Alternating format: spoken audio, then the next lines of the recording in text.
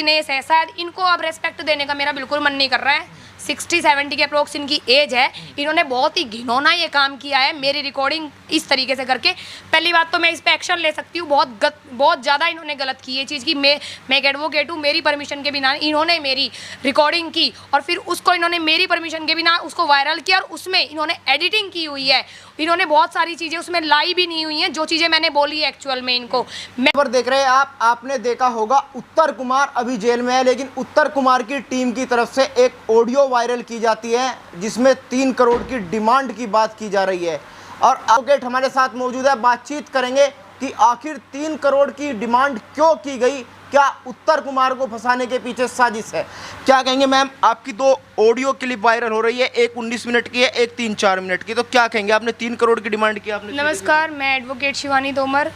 हाँ, मैंने भी ये ऑडियो सुनी है, लेकिन मैंने ऐसी कोई भी डिमांड नहीं की है। मैं पब्लिक से भी ये रिक्वेस्ट करती हूँ, उस ऑडियो को आप बहुत ध्यान से सुने, बार बार सुने, कि मेरे मुंह से कहीं भी ये निकला कि सर जो पीड़िता है उसकी डिमांड या मेरी डिमांड 3 करोड़ की है।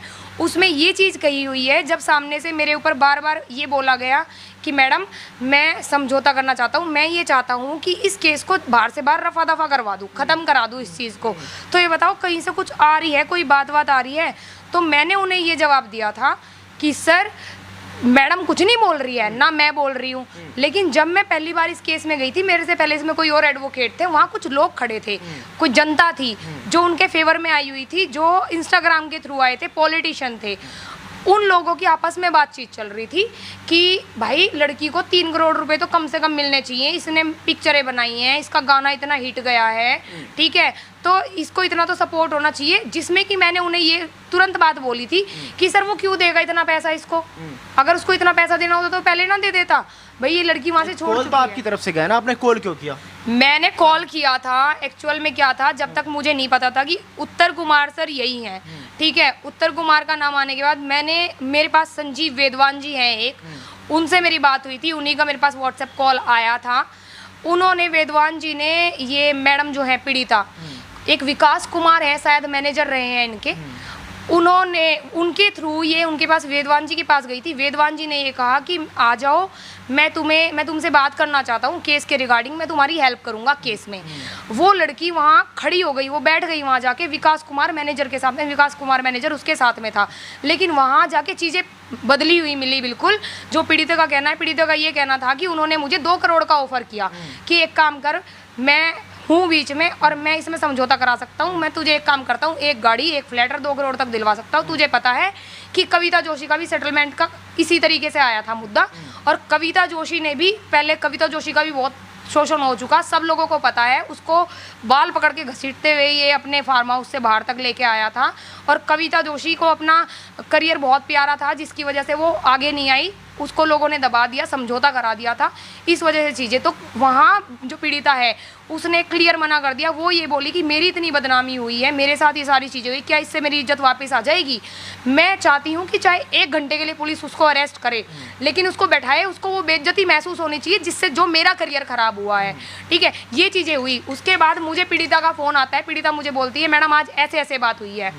उसमें कहीं से आ जाते हैं विकास बालियान जी, जिनको मैं नहीं जानती थी पहले, लेकिन अब सुर्खियों में है काफ़ी, तो उनको जान सकती हूँ अच्छे से।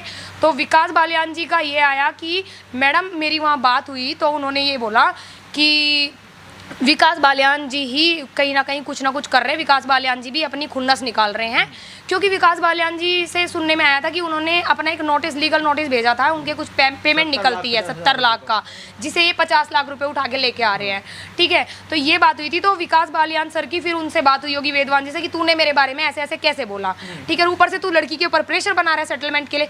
तो फिर मेरी वेदवान जी से बात होती है, वेदवान जी मुझे ये कहते हैं कि शिवानी, अब मैडम आप हो इसमें, मुझे बहुत अच्छा लगा, ठीक है, कि एक यंग लॉयर जो है वो इसमें खड़ी है, लड़की का बहुत साथ दे रही है, अच्छी बात है, आप कीजिए इसे, मैं सपोर्ट में हूँ। पीड़ित एक्टर ने आपको बोला सेटलमेंट के लिए जो आपने कॉल किया था?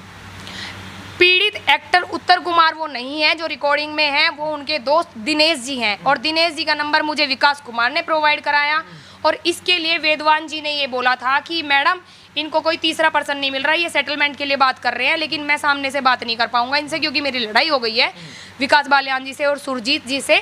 तो जो दिनेश जी है, एक बार आप इनको कॉल कर ले। मैंने इनको कॉल किया, सर मैं ना आपके केस के बारे में जानना चाहती हूँ, मुझे उत्तर सर से बात करनी है। बोले मैं उत्तर कुमार ही हूँ, आप ये मान लीजिए, और आप मुझे 1 घंटे के बाद कॉल करें। तो उसके बाद इन्होंने एक साजिश रची, मेरे खिलाफ एक षड्यंत्र रचा कि इन्होंने, मैंने खुद अपने फ़ोन पे रिकॉर्डर लगाया रिकॉर्डिंग करने के लिए, क्योंकि वो लोग मेरे को कहीं भी फंसा सकते हैं।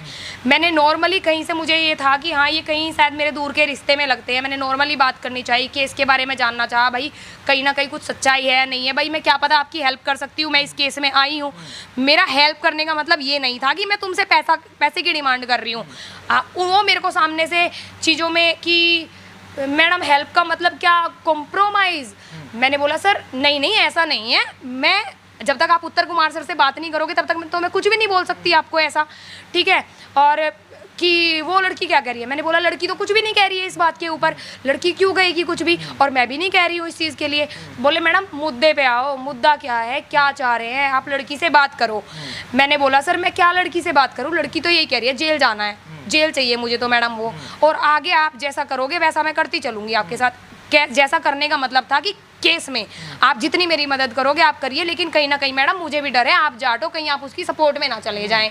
आपने बातें वीडियो में भी कही कि मैं उन्हीं की जाति से आती हूँ, उनकी रिश्तेदारी मेरे यहाँ पे है। बिल्कुल बिल्कुल मैंने ये कही है, लेकिन मैंने एक हेल्प के तौर पे कि भाई मैं ये जानना चाहती हूँ कि जो लड़की ने उस पर आरोप लगाए थे क्या ये कहीं ना कहीं सत्य है, कहाँ क्या हो रहा है, मैं सिर्फ जानने के लिए मैंने फ़ोन किया था। लेकिन जो ये इसमें जो दिनेश है, शायद इनको अब रेस्पेक्ट देने का मेरा बिल्कुल मन नहीं कर रहा है। 60-70 के अप्रोक्स इनकी एज है, इन्होंने बहुत ही घिनौना ये काम किया है, मेरी रिकॉर्डिंग इस तरीके से करके। पहली बात तो मैं इस पे एक्शन ले सकती हूँ, बहुत ज़्यादा इन्होंने गलत की ये चीज़ की, मैं एक एडवोकेट हूँ, मेरी परमिशन के बिना इन्होंने मेरी रिकॉर्डिंग की और फिर उसको इन्होंने मेरी परमिशन के बिना उसको वायरल किया, और उसमें इन्होंने एडिटिंग की हुई है, इन्होंने बहुत सारी चीज़ें उसमें लाई भी नहीं हुई हैं, जो चीज़ें मैंने बोली है एक्चुअल में इनको। मैं इनकी खुद रिकॉर्डिंग कर रही थी, उनको पता चल गया कि मैडम मेरी रिकॉर्डिंग कर रही हैं, तो इन्होंने मेरे को खुद बोला है कि मैडम आप मेरी रिकॉर्डिंग कर रहे हो, मैम मैं आप पे विश्वास नहीं कर सकता हूँ बिल्कुल भी, आप इसको क्या पता कहाँ पे वायरल कर। यानी आप कह रही है कि जो वर्ड थे उनमें से आपके कुछ वर्ड काटे गए हैं? बिल्कुल काटे गए हैं, और ये 3 करोड़ रुपए वाली जो ये मुद्दा जो इन्होंने उठाया, जो 2 या 3 मिनट की जो इन्होंने क्लिप निकाली थी, उसमें से वहाँ क्वेश्चन इन्होंने ही मुझसे किया था, इन्होंने ही मेरा, आप ये बताइए कि कहीं भी इस वीडियो में, पूरी ऑडियो में, क्या कहीं भी मैंने कॉम्प्रोमाइज़ वर्ड यूज़ किया है, क्या कहीं भी मैंने समझौते का वर्ड यूज़ किया है, या फिर मैंने कहीं भी इसमें सेटलमेंट का वर्ड यूज़ किया है, या फिर कहीं भी मैंने पीड़िता का नाम इसमें यूज़ किया हो? नहीं किया। उन्होंने मुझे ये बोला मैडम सारा मुद्दा छोड़ दो, अब ये बताओ मैं इसमें सारी चीज़ें रफा दफा कराना चाहता हूँ, ख़त्म कराना चाहता हूँ, केस कैसे वापस लेगी ये लड़की अपना, और उससे पूछ के बता दो वो कितने में कर सकती है, मेरे हाथ में है चीज़ें, और जितना मेरे बस में होगा मैं उतना दिलवा दूंगा। उसने ये चीज़ अपने मुँह से बोली है। आपने 3 CR बोल दिया, उसके बाद उन्होंने बोला कि भाई इतना तो नहीं कर पाएगा, इतना तो वो 4 साल में कमाता है। सुनिए, उसने इसमें मेरी बात काटी हुई है। मैंने बोला कि सर, उन्होंने बोला, मैंने बोला, मैं कहा सर देखो, अब से जब मैं इस केस में आई थी तब की बात है, तब वहाँ वो लोग खड़े थे, जो कि मैं पहले भी दोहरा चुकी हूँ कि उन लोगों से मुझे सुनने में आया था, ना कि मुझे किसी ने बोला है।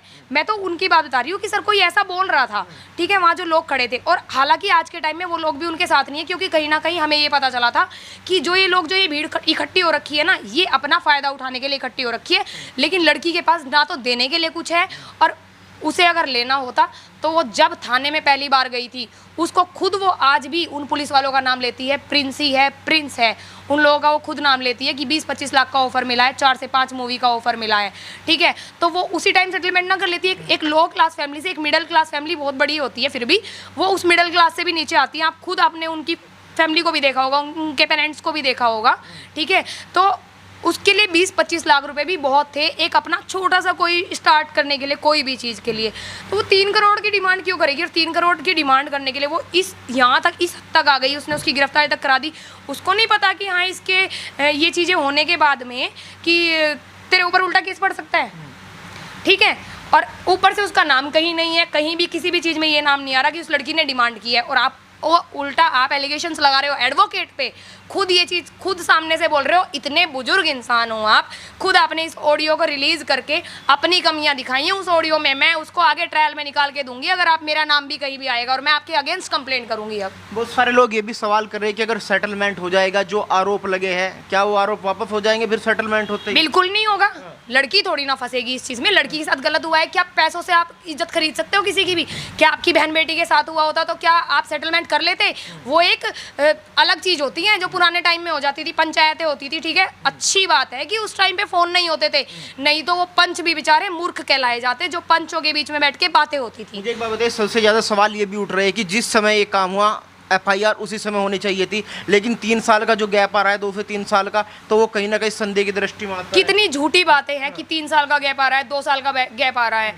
खुद 2024 सितंबर तक पीड़िता की उनसे बात हुई है, तो 2000 सितंबर से लेके 2025 जुलाई तक कितना टाइम पड़ता है? आप खुद अनुमान लगा लीजिए इस चीज़ का। सीडीआर निकल जाएगी, सबके सामने होगी। एक बात और मैंने सुनी थी जिस दिन सर को पेश किया गया था, उत्तर सर को, ठीक है, उनकी कुछ महिलाएं जो उनके साथ में थी वो ये बोल रही थी कि सोचने वाली बात है, 5 साल में बस 2 ही कॉल निकली है उत्तर सर की साइड से।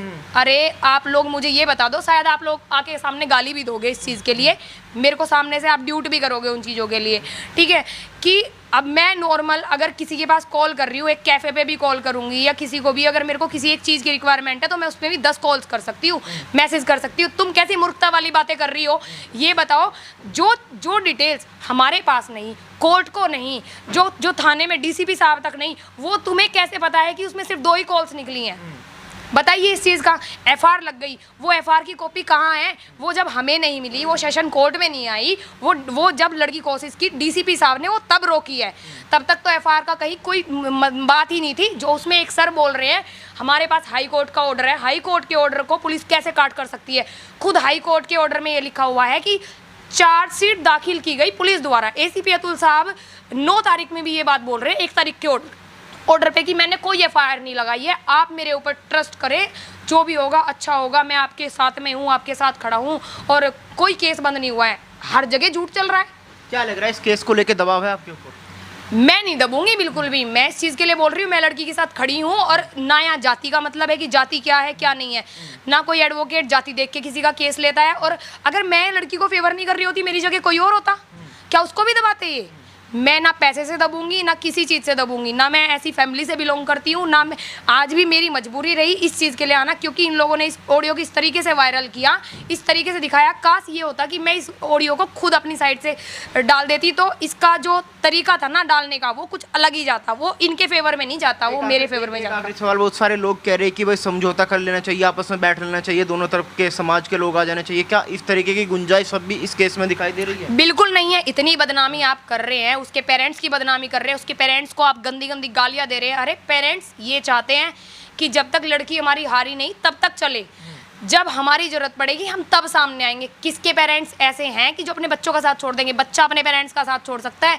पेरेंट्स कभी अपने बच्चों का साथ नहीं छोड़ सकते। आज उसके पेरेंट्स बूढ़े बेचारे, वो उठ के आए हैं और बार बार उनकी बातों पे ही आ रहा है, उन्होंने मुंह लपेटा हुआ है, मुंह लपेटा हुआ है। भाई उनकी लड़की का तुमने किस तरीके से, तुम अगर उनका फेस दिखा देंगे उनकी जान को भी हानि हो सकती है। गुमार के जेल में होने के बावजूद भी अभी भी धमकियां आ रही हैं, तो बताओ क्या अपना फेस कवर करके वो लोग नहीं बोलेंगे? उनकी बहन भी बोल रही है। अब ये मुद्दा आ गया कहीं से, उस लड़की ने 3 करोड़ रुपए मांगे हैं। वो जो एक ऑडियो डाली गई, उस ऑडियो पे मेरा फोटो भी ब्लर है, पीड़िता का फोटो भी ब्लर है।